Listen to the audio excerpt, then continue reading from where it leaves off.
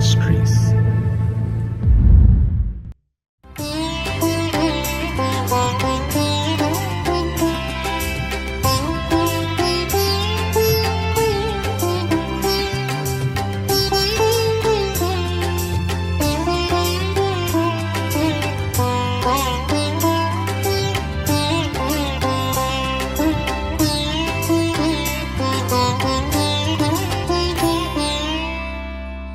ஆண்டவரும் இரட்சகருமாகிய இயேசு கிறிஸ்துவின் நாமத்தினாலே காட் கூசிஸ் மினிஸ்ட்ரீஸின் யூடியூப் சேனல் வாயிலாக உங்களை சந்திப்பதில் பெரும் மகிழ்ச்சி அடைகிறேன். இந்த புதிய நாளிலே தேவனாகிய கர்த்தர் நம்மை நினைத்து ஆசீர்வதிக்க விரும்புகிறார். கடந்த நாட்களிலெல்லாம் நம்மை பாதுகாத்து இந்த நாளுக்குள் பிரவேசிக்க நமக்கு இரக்கம் பாராட்டியிருக்கிற தேவாதி தேவனுக்கு ஸ்தோத்திரம் உண்டாவதாக. அவருடைய இரக்கங்களும் அவருடைய தயவும் அவருடைய கிருபையும் நம்மை ஒவ்வொரு நாளும் பின்தொடர்ந்து கொண்டிருக்கிறதினாலே தொடர்ந்து நாம் கர்த்தருக்கு நன்றியுள்ளவர்களாய் இருப்போம். கர்த்தர் நமக்கு சொன்னவைகளையெல்லாம் நிச்சயம் நமக்கு செய்யத்தான் போகிறார். தேவன் செய்ய போகிற அதிசயமான காரியங்களை எதிர்நோக்கி காத்திருப்போம். நம்முடைய நம்பிக்கையிலே விசுவாசத்திலே உறுதியாய் நாம் தரித்திருப்போம். தேவனாகிய கர்த்தர் ஒவ்வொரு நாளும் நம்மோடு பேசும்படியாய் கொடுக்கிற ஒவ்வொரு வார்த்தைகளையும் பற்றி கொள்வோம். ஏனெனில் கர்த்தருடைய ஒவ்வொரு வார்த்தையிலும் ஜீவன் உண்டு. அந்த ஜீவனுள்ள வார்த்தைகளை நம்பி காத்திருப்போம். தேவனாகிய கர்த்தர் பெரிய காரியங்களை செய்வாராக. ஆமென்.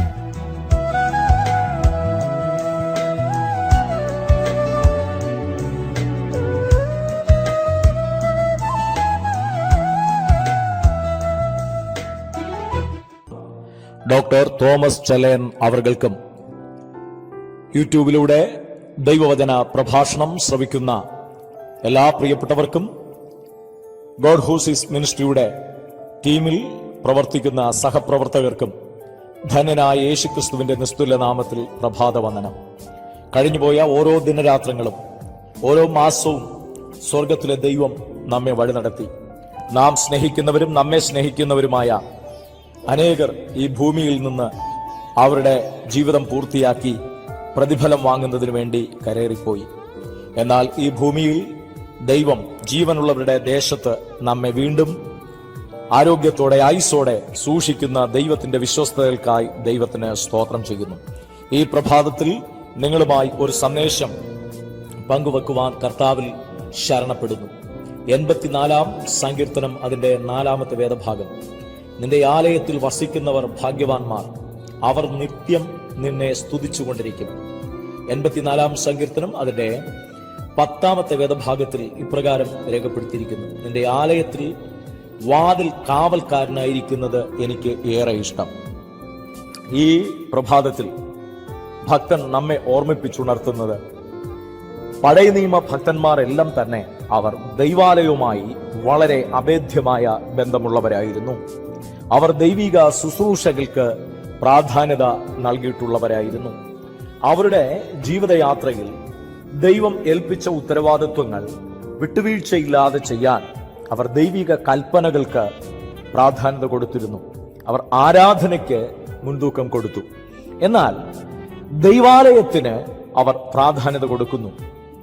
ദുഷ്ടന്മാരുടെ കൂടാരങ്ങളിൽ പാർക്കുന്നതിനേക്കാൾ എൻ്റെ ദൈവത്തിൻ്റെ ആലയത്തിൽ കാവൽക്കാരനായിരിക്കുന്നത് എനിക്ക് ഏറെ ഇഷ്ടം. കാവൽക്കാരന്റെ പ്രത്യേകത തന്നെ ഏൽപ്പിച്ച ഉത്തരവാദിത്വം ഭംഗിയായി ചെയ്യുക എന്നതാണ്. ഉത്തരവാദിത്വത്തോടെ ചെയ്യുക എന്നുള്ളതാണ്. കാവൽക്കാരൻ എന്ന വാക്കിന് പ്രധാനമായി വളരെ അധികം അർത്ഥമുണ്ട്. ഒരു നിസ്സാര ഉത്തരവാദിത്വമല്ല, നിസ്സാര വിഷയമല്ല കാവൽക്കാരൻ ചെയ്യേണ്ടത്. വിശുദ്ധ വേദപുസ്തകത്തിൽ ഉടനീളം പരിശോധിക്കുമ്പോൾ ദൈവത്തോട് ഒരിക്കൽ ഒരു മനുഷ്യൻ ഭൂമിയിൽ നടന്നൊരു സംഭവവുമായി ബന്ധപ്പെട്ട് ദൈവം സംസാരിക്കുമ്പോൾ ദൈവത്തോട് മറുപടി സംസാരിക്കുകയാണ്. ഉൽപ്പത്തി പുസ്തകത്തിലേക്ക് നാം നമ്മുടെ ശ്രദ്ധ തിരിക്കുമ്പോൾ അവിടെ കയീൻ തന്റെ അനുജനായ ഹാബേലിനെ കൊല്ലുന്നു. യഹോവയായ ദൈവം ആ മനുഷ്യനോട് സംസാരിക്കുന്നു. ഉൽപ്പത്തി പുസ്തകം 4-ാം അധ്യായം അതിന്റെ 9-ാമത്തെ വേദഭാഗത്തിൽ ദൈവം കയ്യനോട് സംസാരിക്കുമ്പോൾ നിന്റെ അനുജൻ എവിടെയെന്ന് ചോദിക്കുമ്പോൾ കയ്യൻ ദൈവത്തോട് അടുത്തൊരു ചോദ്യം ചോദിക്കുന്നു, ഞാൻ അവന്റെ കാവൽക്കാരനോ? നോക്കൂ, ഓരോ മനുഷ്യരെയും ദൈവം ഈ ഭൂമിയിൽ സ്വന്തം സഹോദരങ്ങളുടെയും കുടുംബാംഗങ്ങളുടെയും മക്കളുടെയും ദൈവസഭയിലെ സഹവിശ്വാസികളുടെയും ലോകമെമ്പാടുമുള്ള സകല മനുഷ്യരുടെയും കാവൽക്കാരായി ഈ ഭൂമിയിൽ ആക്കിയിരിക്കുന്നു. ഈ രാവിലെ ദൈവവചനം ശ്രവിക്കുന്ന ശ്രോതാക്കളെ, രക്ഷിക്കപ്പെടാത്ത കോടാന കോടി ജനം ലോകത്തിലുണ്ട്. കോടിക്കണക്കിന് വരുന്ന നിരവധി ജനം രക്ഷിക്കപ്പെട്ടു, സത്യത്തിലും ആത്മാവിലും ദൈവത്തെ ആരാധിക്കുന്നു. എന്നാൽ ഇനിയും കോടിക്കണക്കിന് ജനം ലോകത്തിന്റെ വിവിധ ഭാഗങ്ങളിൽ പാപത്തിന്റെ പിടിയിൽ അമർന്നു കഴിയുകയാണ്. അവരുടെ കാവൽക്കാരാണ് നാം ഓരോരുത്തരും. അതുകൊണ്ട് തന്നെ യെഹെസ്കേൽ പ്രവാചക പുസ്തകം 33-ാം അധ്യായത്തിൽ പറയുന്നു, ദൈവം ഇസ്രായേലിനോടുള്ള ബന്ധത്തിൽ സംസാരിക്കുമ്പോൾ നിങ്ങളുടെ ഇടയിൽ നിന്ന് ഒരാളെ തിരഞ്ഞെടുത്ത് ദേശത്തിന്റെ കാവൽക്കാരനാക്കി വെക്കുക, അവനെ ഉത്തരവാദിത്വം ഏൽപ്പിക്കുക എന്നത് പറയുന്നു. അങ്ങനെ ആ കാവൽക്കാരൻ കാവൽ കാത്തുകൊണ്ട് നിൽക്കുമ്പോൾ ദേശത്ത് വരുവാൻ പോകുന്ന അനർത്ഥങ്ങളെക്കുറിച്ച് ആ കാവൽക്കാരനെ ദൈവം ഓർമ്മിപ്പിക്കും. ദൈവത്തിന്റെ വചനം ആ മനുഷ്യനെ ദൈവം ഏൽപ്പിക്കും. എന്നുവെച്ച് കാകളം പോലെ നീട്ടി ഊതി ജനത്തെ, അവരെ അനർത്ഥത്തിൽ നിന്ന് അവർ രക്ഷപ്പെടേണ്ടതിന്, അവരുടെ പാപ വഴികളെ അവർ ഉപേക്ഷിക്കേണ്ടതിന് ഈ കാവൽക്കാരൻ നന്നായി ദൈവത്തിന്റെ അരുളപ്പാട്, ദൈവത്തിന്റെ ആലോചന, താൻ കണ്ട കാര്യങ്ങൾ അറിയിക്കേണ്ടതുണ്ട്. അങ്ങനെ അറിയിച്ച് ആ ജനം കേട്ട് അനുസരിച്ച് പാപ വഴി ഉപേക്ഷിച്ച് ദൈവത്തോടും ദൈവാലയത്തോടും ചേർന്ന് ആത്മീക അനുഭവങ്ങളിലേക്ക് അവർ മടങ്ങി വന്നാൽ ദൈവം അവർക്കും അവരുടെ കുടുംബാംഗങ്ങൾക്കും ആ ദേശത്തിനും വരുത്തുമെന്ന് പറഞ്ഞ അനർത്ഥം വഴിമാറ്റും. കാവൽക്കാരന്റെ ഒന്നാമത്തെ ഉത്തരവാദിത്വം ദേശത്ത് വരാൻ പോകുന്ന, കുടുംബങ്ങളിൽ വരാൻ പോകുന്ന അനർത്ഥത്തെക്കുറിച്ച് ജനത്തോട് ദൈവത്തിൽ നിന്ന് പ്രാപിച്ചിട്ട് ദൈവത്തിന്റെ അരുളപ്പാട്, ദൈവത്തിന്റെ ആലോചന അവരെ അറിയിക്കണം.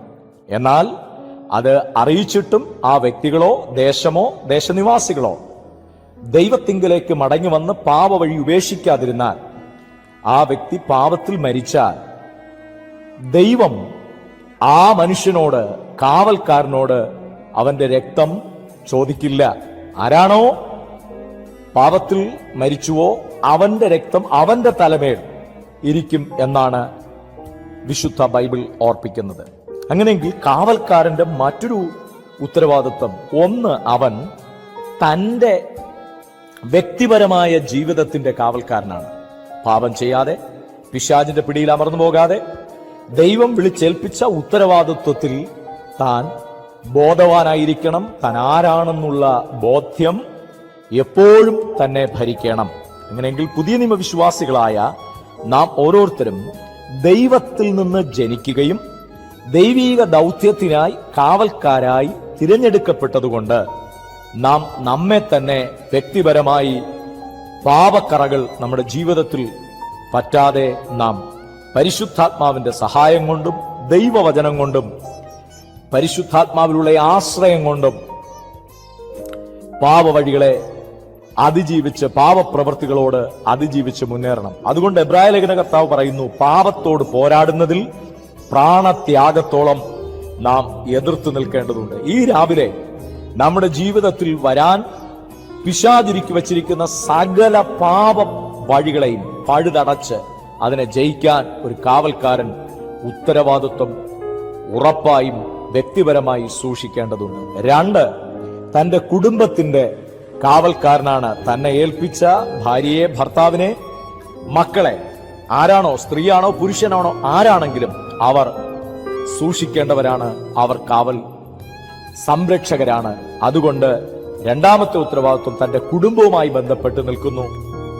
മൂന്നാമത്തെ ഉത്തരവാദിത്വം അവരുടെ സഭയുമായി ബന്ധപ്പെട്ട് നിൽക്കുന്നു.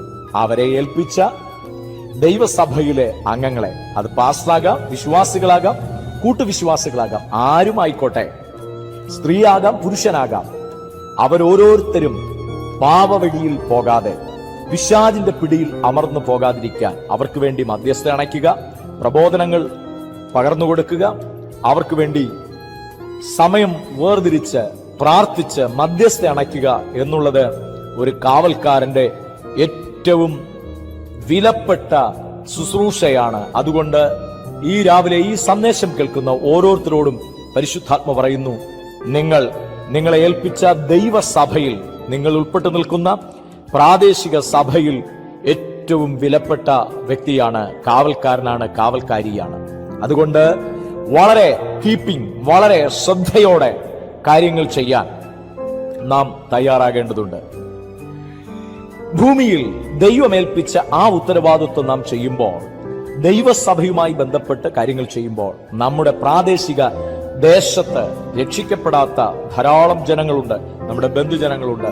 അവരെ ന്യായവിധി, നിത്യ നരകമുണ്ടെന്നും നിത്യ സ്വർഗമുണ്ടെന്നും ആ നിത്യ നരകത്തിൽ പോകാതെ പിശാചിനും അവന്റെ കൂട്ടർക്കും ഒരുക്കിയിരിക്കുന്ന തീയും ഗന്ധവും കത്തുന്ന തീപ്പൊയ്കയിലേക്ക് പോകാതെ നിത്യയുഗം ദൈവത്തോടുകൂടെ കർത്താവായ യേശു ക്രിസ്തുവിൽ വിശ്വസിച്ച് നിത്യജീവൻ പ്രാപിച്ച് ആത്മരക്ഷ പ്രാപിച്ച് നരകശിക്ഷയിൽ നിന്നുള്ള വിടുതൽ പ്രാപിച്ച് ആ നിത്യമായ വാസസ്ഥലത്തിലേക്ക്, സ്വർഗത്തിലേക്ക് എത്താൻ അവരെ ഒരുക്കേണ്ട ദൂത്, സുവിശേഷം പങ്കുവെക്കേണ്ട കർത്തവ്യം കാവൽക്കാരായ ഓരോരുത്തർക്കുമുണ്ട്.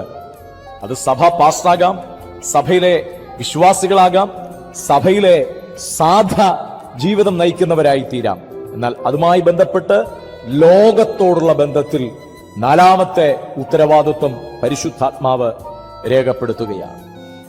അനന്തരം ദൈവത്തിന്റെ ആത്മാവ് അടുത്ത് കാവൽക്കാരനെ ഏൽപ്പിക്കുന്ന ഉത്തരവാദിത്വമാണ് തന്റെ ജീവിതവുമായി ബന്ധപ്പെട്ട് തന്റെ പ്രാണനെ, തന്റെ ജീവനെ വിലയേറിയതായി എണ്ണിക്കൂടാ. പുതിയ നിയമത്തിലേക്ക് വരുമ്പോൾ പരിശുദ്ധാത്മാവ് പറയുന്നു, അപ്പോസ്തല പ്രവൃത്തികളുടെ പുസ്തകം 20:28, നിങ്ങളെ തന്നെയും താൻ സ്വന്തം രക്തത്താൽ സമ്പാദിച്ച ദൈവസഭയെ മേയ്പാൻ പരിശുദ്ധാത്മാവ് നിങ്ങളെ അധ്യക്ഷരാക്കി വെച്ചു. അത് ശുശ്രൂഷാവൃന്ദത്തെ, കർത്താവ് ഏൽപ്പിച്ച ദൈവിക ശുശ്രൂഷകൾ ചെയ്യുന്നവരോടുള്ള ബന്ധത്തിൽ കാവൽക്കാരൻ ചെയ്യേണ്ട ഉത്തരവാദിത്വത്തെ കുറിച്ച് പറയുന്നു. ആട്ടിൻകൂട്ടത്തെ മുഴുവൻ സൂക്ഷിക്കണം, ശരിക്ക് സംരക്ഷിക്കുന്ന ഉത്തരവാദിത്വത്തെ കുറിച്ച് പരിശുദ്ധാത്മാവ് പറയുന്നു. മറുഭാഗത്ത് മറ്റൊരു പ്രധാനപ്പെട്ട ദൂത് കാവൽക്കാരന്റെ പ്രത്യേകതയാണ്, നിന്റെ ആലയത്തിൽ വസിക്കുന്നവർ ഭാഗ്യവാന്മാർ. അങ്ങനെ ഒരു ഭാഗ്യകരമായ അനുഭവത്തിലേക്ക് കർത്താവായ യേശു ക്രിസ്തു എന്നെ കൊണ്ടുവന്നു എന്ന ഉറപ്പ് നമ്മെ ഭരിക്കണം. ആ വ്യക്തികൾ സ്തുതിയും സ്തോത്രവും ആരാധനയും ദൈവത്തിന് എല്ലാ സമയത്തും അർപ്പിച്ചിരിക്കണം. ആരാധനയ്ക്കും പ്രാർത്ഥനയ്ക്കും ശുശ്രൂഷകൾക്കും അതീവ പ്രാധാന്യത കൊടുത്ത് ജീവിതം നയിക്കണം കാവൽക്കാർ. അങ്ങനെയെങ്കിൽ കാവൽക്കാരോടുള്ള ബന്ധത്തിൽ പരിശുദ്ധാത്മാവ് ധാരാളം ദൂതുകൾ കൈകാര്യം ചെയ്യുന്നു. ആട്ടിടയന്മാർ കാവൽക്കാരാണ്. അവരെ ഏൽപ്പിച്ച ആടുകളെ അവർ സംരക്ഷിക്കുന്നവരാണ്. നാം ശ്രദ്ധിക്കുന്നല്ലോ, 100 ആടുള്ള ഒരു മനുഷ്യൻ അതിൽ ഒന്ന് കാണാതെ പോയപ്പോൾ അതിനെ 99നെയും അവിടെ ഒരു സംരക്ഷണ പരിധിക്കുള്ളിൽ ആക്കി വെച്ച് ആ കാണാതെ പോയ ഒന്നിനു വേണ്ടി അവൻ കണ്ടു കിട്ടുന്നത് വരെ തിരയുന്ന അനുഭവം. അങ്ങനെയെങ്കിൽ നഷ്ടപ്പെട്ട ഓരോ മനുഷ്യനെയും ദൈവത്തിങ്കിലേക്ക് വീണ്ടെടുക്കാനുള്ള ഉത്തരവാദിത്വം, സുവിശേഷീകരണ ദൗത്യത്തിന്റെ ഉത്തരവാദിത്വമാണ് അവിടെ പരിശുദ്ധാത്മാവ് രേഖപ്പെടുത്തുന്നത്. അങ്ങനെയെങ്കിൽ ഈ ദിവസങ്ങളിൽ കാവൽക്കാരെ ഇടയശ്രേഷ്ഠൻ പ്രത്യക്ഷനാകുമ്പോൾ വാടാത്ത നീതിയുടെ കിരീടം ലഭിക്കേണ്ടതിന് നാം അല്പത്തിൽ വിശ്വസ്തരായിരുന്നാൽ അധികത്തിൽ വിചാരകരാക്കാൻ പരിശുദ്ധാത്മാവാം ദൈവം നമ്മെ സഹായിക്കും.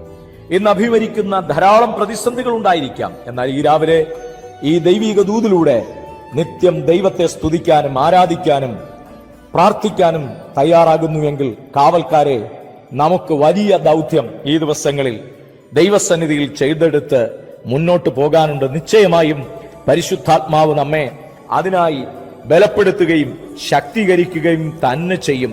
ആ ദൈവത്തിന്റെ വാഗ്ദത്തങ്ങളെ ഓർക്കാനും ആ ദൈവത്തിന്റെ കരുതലുകളെ കുറിച്ച് ചിന്തിക്കുവാനും പരിശുദ്ധാത്മാവ് ഓരോ നിമിഷവും നമ്മെ ശക്തീകരിച്ചുകൊണ്ടിരിക്കുകയാണ്. അങ്ങനെയെങ്കിൽ ഈ ദിവസങ്ങൾ നമുക്ക് ഇടയശ്രേഷ്ഠനായ ആ ദൈവത്തിൽ നിന്ന് അനുഗ്രഹങ്ങൾ പ്രാപിച്ചെടുക്കേണ്ടതിന് നമുക്ക് നമ്മെ ഏൽപ്പിച്ച ദൗത്യം ഏത് സ്ഥലത്താണെങ്കിലും ഏത് സാഹചര്യത്തിലാണെങ്കിലും സാമ്പത്തികമായ ഇല്ലായ്മകൾ ഉള്ള, പരിമിതികളുള്ള, കഷ്ടപ്പെടുന്ന ജീവിത പശ്ചാത്തലമാണെങ്കിലും കാവൽക്കാരന്റെ ഉത്തരവാദിത്വം ഭംഗിയായി നിർവഹിപ്പാൻ പരിശുദ്ധാത്മാവ് ഈ പ്രഭാതം തുടങ്ങി നമ്മെ പുത്തൻ ദർശനം തന്ന് പുത്തൻ കാഴ്ചപ്പാടോടെ പരിശുദ്ധാത്മാവ് നയിക്കട്ടെ. ഈ വരും ദിവസങ്ങളും ഇനിയുള്ള ഈ വർഷത്തിന്റെ ഇനിയുള്ള ചില ദിവസങ്ങളും പുതിയ വർഷം കർത്താവ് നമുക്ക് നൽകുന്നെങ്കിൽ ആയുസ്സും ആരോഗ്യവും തന്ന് അവിടെ നിന്ന് വഴി നടത്തുമ്പോൾ ആ ദൈവത്തിനു വേണ്ടി, യേശുവിന് വേണ്ടി അധികം പ്രയോജനപ്പെടാൻ, നല്ല കാവൽക്കാരായി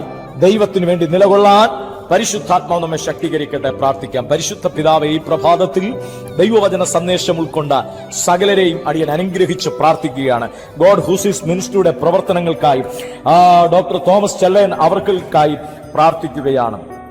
ഞങ്ങളുടെ ഈ സന്ദേശം കേട്ട എല്ലാവരെയും അടിയൻ ഈ സമയം അനുഗ്രഹിച്ച് പ്രാർത്ഥിക്കുകയാണ്. സ്വർഗത്തിലെ സകല ആത്മിക അനുഗ്രഹങ്ങളാലും ഭൗതിക നന്മകളാലും അവിടെ ഞങ്ങളെ അനുഗ്രഹിച്ച് വഴി നടത്തും. യേശുവിൻ നാമത്തിൽ തന്നെ ആമേൻ. എല്ലാവരെയും ധന്യമായി കർത്താവ് അനുഗ്രഹിക്കട്ടെ. ആമേൻ. God bless U.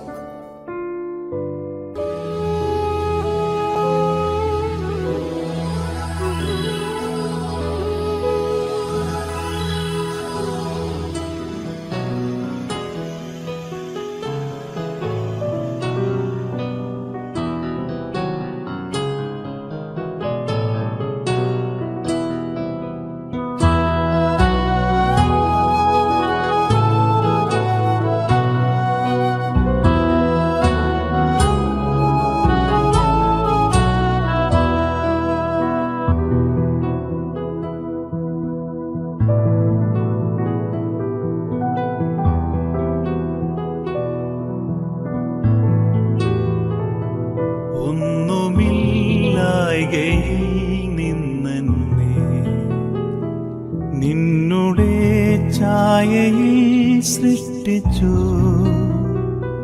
നിത്യമായി സ്നേഹിച്ചെന്നെ നിന്റെ പുത്രനെ തന്നു രക്ഷിച്ചു നീ. നിൻ മഹാകൃപയ്ക്കായി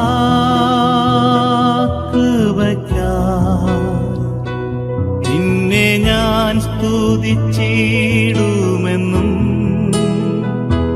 നിൻ മഹാകൃപയ്ക്കായി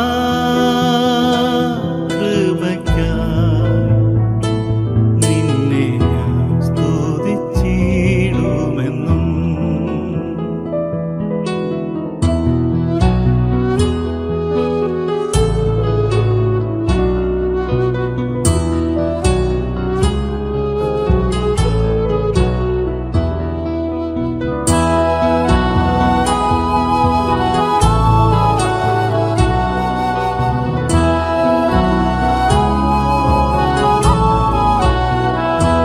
മോചനം വീണ്ടും ജനനവും നീചപാപിയന്മേൽ വസിപ്പാൻ നിന്നാത്മാവിന്റെ ദാനവും നീ തന്നു സ്വർഗാനുഗ്രഹങ്ങളും. നിൻ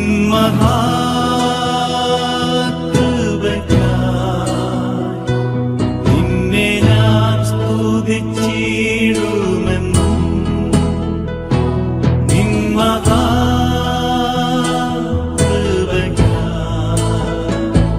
നിന്നെ ഞാൻ സ്തുതിച്ചിടുമെന്നും.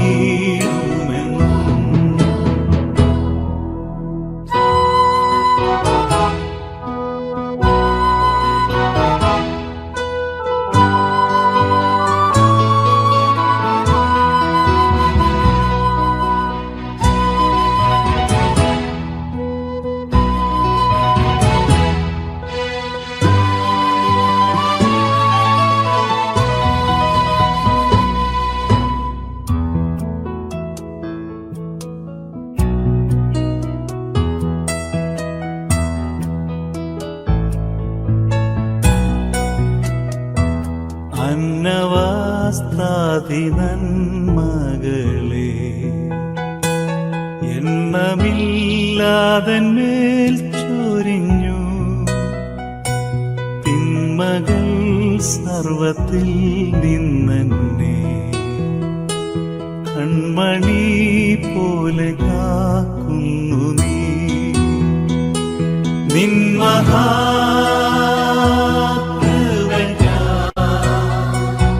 നിന്നെ ഞാൻ സ്തുതിച്ചിടുമെന്നും. നിൻ